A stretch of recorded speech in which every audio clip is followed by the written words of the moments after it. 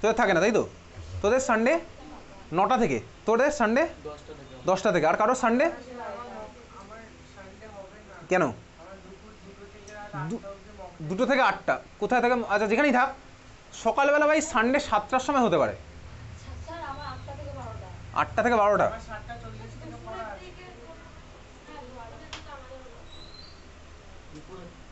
Salt তো আজকে শেষ হলো না, আমি চেয়েছিলাম সল্টটা শেষ করে দিতে এই দিন।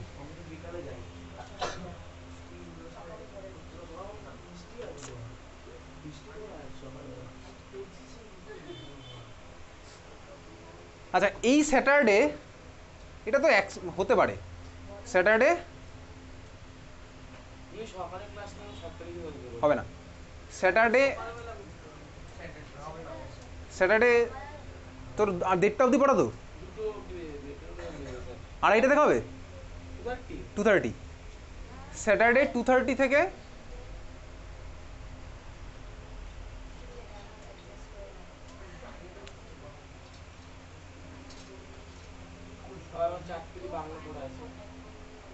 কোথায়? তোর শরৎ কলোনি কটা থেকে পড়া? 4টে থেকে।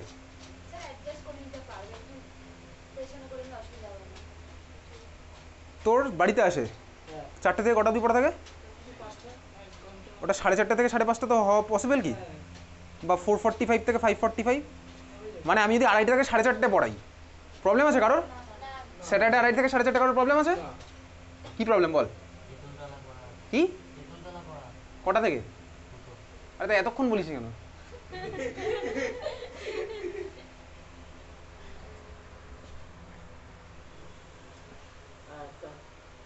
আচ্ছা নেক্সট ওয়েডনেসডে তো তো পরীক্ষা কটায়? সকালবেলা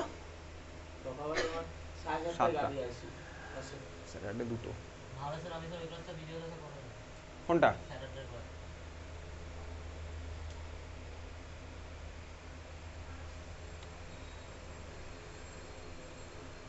সানডে সকালবেলা 7টায় হচ্ছিল?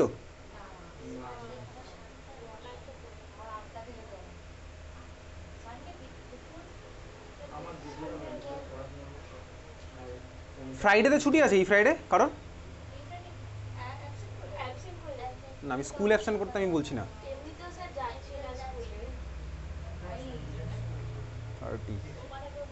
30 তারিখ 24।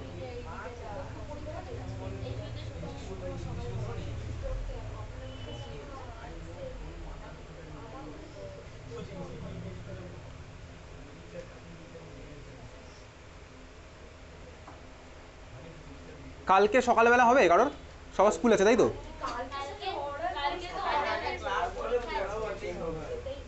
পরশুদিন ফ্রাইডেতে হচ্ছে না?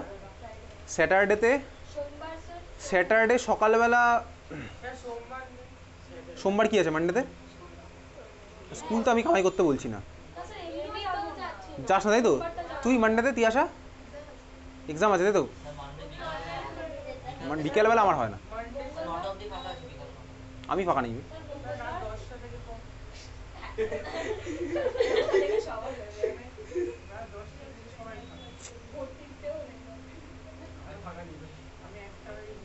আচ্ছা তাহলে আমাদের পুরো জিনিসটা একদিন পিছিয়ে গেল। 27 ক্লাসটা হচ্ছে আমাদের তাহলে কবে? নেক্সট উইকে তাহলে ক্লাস হচ্ছে না, সেই ক্লাসটা হবে 4 তারিখ, ওয়েডনেসডে 4। যেরকম থাকে ডিসেম্বর 4 যেরকম নর্মাল ক্লাস থাকে সেরকম। তাহলে এই একটা ক্লাস ডিউ থাকবে, সেটা আমি তুই ডিসেম্বর মাসে তোর ছুটি পড়বে তখন করবো। তাহলে আমাদের নেক্সট দিন ক্লাস হচ্ছে না। আচ্ছা এইবারে বলি তাহলে আমাদের এরপরে কাজটা কি। আমাদের দেখ সল্ট পার্ট বাদ দিয়ে, মানে সল্ট থেকে তো 3-4টে কোশ্চেন আসবে, সেই পার্ট বাদ দিয়ে আমার তো সিলেবাস শেষ। তো সল্ট পার্ট বাদ দিতে আপাতত পড়, তো সল্ট যেটুকু মার্ক করে সেটুকু পড়তে পারিস। তাহলে এরপরে তোর কাজটা কি হলো? আমার তোর ভাই সল্ট পার্ট বাদ দিয়ে সিলেবাস শেষ বেসিক্যালি আজকে। এখন তোর নেক্সট এবারে আমাদের টাইম লাইন এরপরে কী হবে?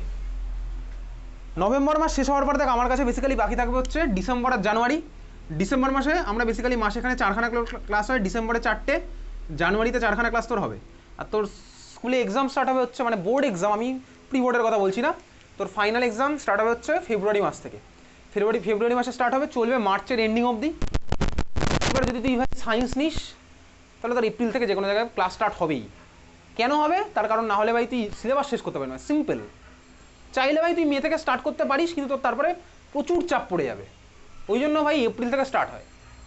ঠিক আছে, এপ্রিল থেকে স্টার্ট করতে হবে, তাদের ফ্লেক্সিবলি পুরো মুভ করতে পারে, একদম সিম্পল ভাই, এর মধ্যে কোনো দুঃখ পাওয়ার কিছু নেই যে আমি ভাই 10-এর এক্সাম দিলাম তারপর ছুটি পেলাম না। ঠিক আছে, তুই চাইলে নিতে পারিস, তোর কোনো অসুবিধার কিছু নেই, তারপর তোকে অ্যাডজাস্ট তোকে নিজেকে করতে হবে, ম্যানেজ তোকে নিজেকে করতে হবে।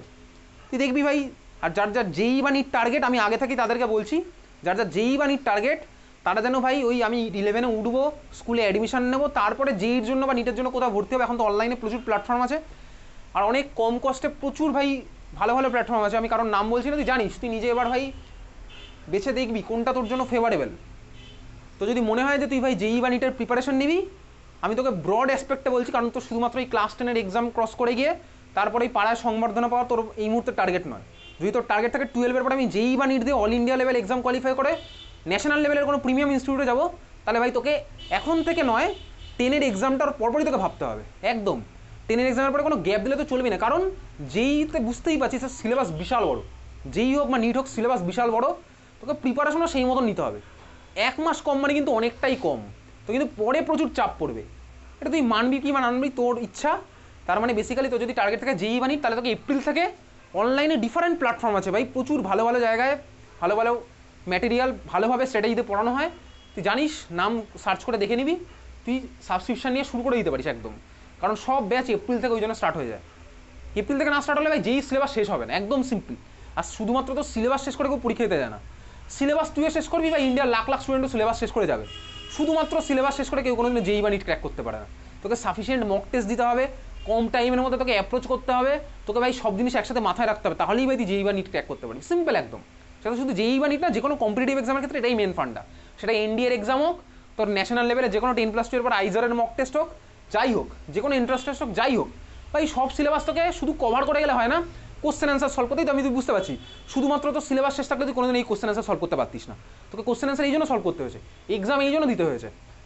তাহলে এটা হচ্ছে তোর 11-12 গিয়ে ব্যাপারটা আরও বাড়বে, আমি যদি যেই বা নিটের অ্যাসপেক্টে ভাবি, সিম্পল কথা বোঝাই যাচ্ছে। তাহলে তোর কিন্তু এপ্রিল থেকে তোকে শুরু করতেই হবে, সে তুই কাশ্মীর ঘুরতে যা, যেখানেই ঘুরতে যা, বোঝা গেল?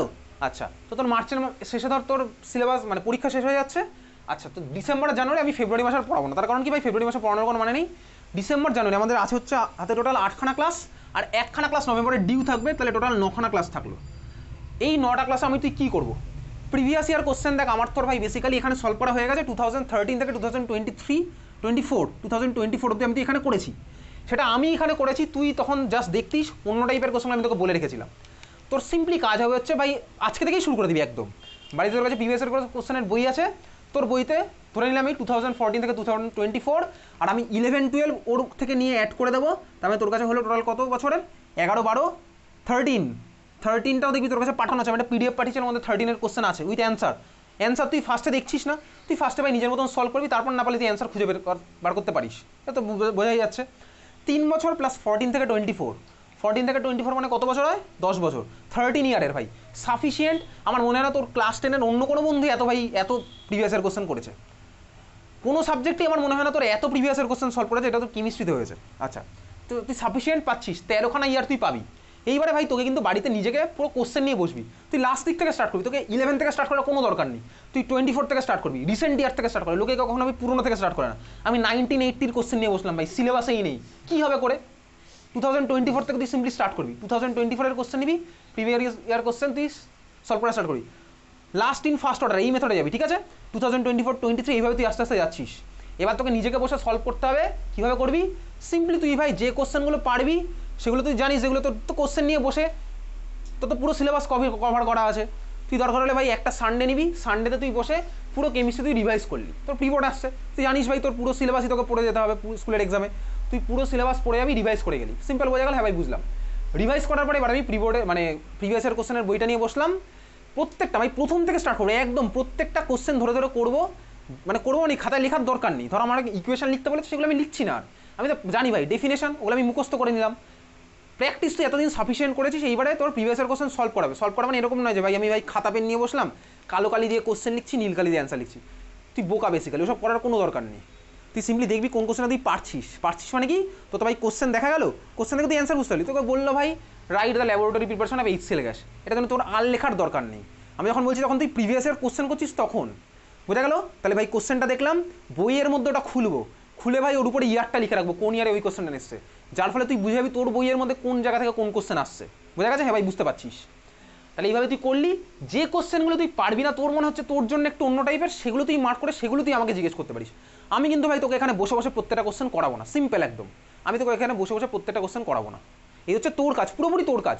তুই যদি করিস তাহলে করবি, না করলে না করবি। না করলে ভাই কী হবে সেটা তোর জানা, তোর দায়িত্ব, আমার কোনো দায়িত্ব নেই সেখানে। এটা হচ্ছে তোর পার্ট, এটা পুরোপুরি তোর উপর ডিপেন্ড করছে। আমি শুধু এখানে ভাই 11, 12 আর 24 তো আমি করেইছি, 11, 12টা আমি এখানে ফার্দার ডিসকাস করবো, হয়তো পরের ক্লাসে করবো। ঠিক আছে, বোঝা গেল? হ্যাঁ ভাই বুঝলাম। এটা তো গেল তোর পার্ট থেকে। এবারে আমি আরও কিছু জিনিস দেবো। কী দেবো?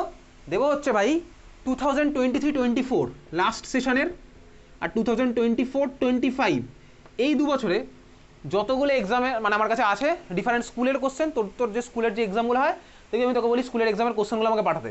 সব কটা এক্সামের কোশ্চেন আমার কাছে কালেক্ট করা আছে, আমি গ্রুপে পাঠিয়ে দেবো আজকে বা কালকের মধ্যেই। প্রত্যেকটা কোশ্চেনের পাশে মার্ক করা থাকবে কোন চ্যাপ্টারের কোশ্চেন। বুঝতে পেরেছিস? আমি বুঝতে পারলাম। তাহলে 2000 লাস্ট ইয়ার আর এই বছর 2 বছরের কোশ্চেন সাফিসিয়েন্ট কোশ্চেন মনে হয় 25টা মতন হবে, পিডিএফ আছে 25-30টা হতে পারে। ঠিক আছে, ডিফারেন্ট ডিফারেন্ট স্কুলের কোশ্চেনের পাশে ভাই কোন কোশ্চেনটা কোন চ্যাপ্টার সেটাও মার্ক করা আছে। পিরিয়ড টেবিলকে পি দিয়ে লেখা আছে, আমি তোকে বলে দেবো কোনটার জন্য কোন অ্যানোনেশন আমি ইউজ করেছি। তোর কাজ হবে ভাই, সাপোজ 30খানা পিডিএফ হলো, আমি তোকে বলে দেবো আজকে আমি একটা শিডিউল বানিয়ে দেবো। তোকে বললাম ধর তোর টোটাল কটা চ্যাপ্টার আছে, তোর কটা চ্যাপ্টার আছে বলতো? আছে হচ্ছে তোর প্র্যাকটিক্যাল কেমিস্ট্রি ধরলে 13খানা, তাই তো? প্র্যাকটিক্যাল কেমিস্ট্রি আলাদা করে ধরছি না। প্র্যাকটিক্যাল কেমিস্ট্রির পার্টটা ভাই আমি ওই অ্যানালাইটিক্যালের সাথেই পড়ে নিলাম। তাহলে ধর আমার 12খানা চ্যাপ্টার। 12খানা চ্যাপ্টার বুঝতে পারছি, এক একদিন এক একটা চ্যাপ্টার করার মতন অত সময় নেই, তাহলে 12খানা ক্লাস লাগবে, ও হবে না শেষ। তাহলে আমি ভাই কী করবো এখানে, সিম্পলি 12খানা চ্যাপ্টারকে আমি ধর 2খানা পার্টে ডিভাইড করে দিলাম। ঠিক আছে, ধর আমি বললাম আজকে কেমিক্যাল বন্ডিং আর সাপোজ ওর সাথে অর্গ্যানিক, এই 2খানা চ্যাপ্টারের যত কোশ্চেন ভাই ওই পিডিএফগুলোর মধ্যে আছে, তুই 1 সপ্তাহ টাইম পাচ্ছিস, সাফিসিয়েন্ট টাইম। ওই 1 সপ্তাহ টাইমের মধ্যে ভাই তোকে ওই পিডিএফগুলো থেকে ওই কোশ্চেনগুলো তুই দেখবি, যেগুলো পারবি সেগুলো তোকে আর করতে হবে না, যেগুলো পারবি না সেগুলো তুই নিয়ে পরের দিন এখানে পরীক্ষা মানে আসবি। বুঝতে পারলি? তার মানে পরের দিন যখন আসবি এখানে 1 সপ্তাহ তুই টাইম পেলি, তখন কিন্তু ভাই ওই ডাউট তুই ক্লিয়ার করবি, তুই তোর ডাউট জিজ্ঞেস করবি। তুই যদি ডাউট না জিজ্ঞেস করিস আমি কিন্তু কিচ্ছু করবো না, বলে দিলাম। তারপরে তোর সোজা কথায় কাজ কী হবে, পিডিএফ থেকে আমি তোকে বলে দেবো কোন দিন কিসের হবে। তাহলে ধর পরের সপ্তাহে সাপোজ যদি আমি বলি, তাহলে তুই 1 সপ্তাহ আজকে থেকে টাইম পেলি কেমিক্যাল বন্ডিং আর পিরিয়ড টেবিলের কোশ্চেনগুলো দেখার জন্য, কোনগুলো পারছিস না। এটা এমন কিছু কঠিন টাস্ক না। তোর বাড়িতে ভাই ফোন আছে, কম্পিউটার আছে, তো যদি বাড়িতে ফোন তোকে না দিয়ে দেয়, মানে কি এই পারপাসে যদি না দেয়, তাহলে তুই গার্জিয়ানকে দিয়ে ফোন করাবি, আমি কথা বলে নেবো। আমার মনে হয় না ভাই গার্জিয়ান এই পারপাসে তোকে বারণ করবে, বারণ করতেই পারে না, করবেই না। তুই বলবি আমি ফোনটাকে পড়াশোনার কাজে ইউজ করবো।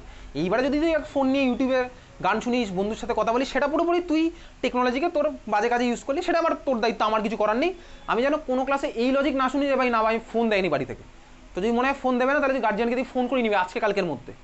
সিম্পল, একদম সিম্পল হিসাব। ফোন নিবি, পিডিএফ ডাউনলোড করবি, তোর তো বাড়িতে ভাই ইন্টারনেট আছেই, ইন্টারনেট ছাড়া তো ভাই তোর খাবার হজম হয় না এখন, ইন্টারনেট ভাই তোর মাস্ট, তাই না? তো দেখবি ভাই বাড়িতে খাবার দাবার না হোক, রান্না বান্না না হোক, কিন্তু ইন্টারনেট থাকতে হবে ফোনে, ইন্টারনেট মাস্ট সব বাড়িতে। ইন্টারনেট ছাড়া ভাই যেন জীবন চলবে না একদম।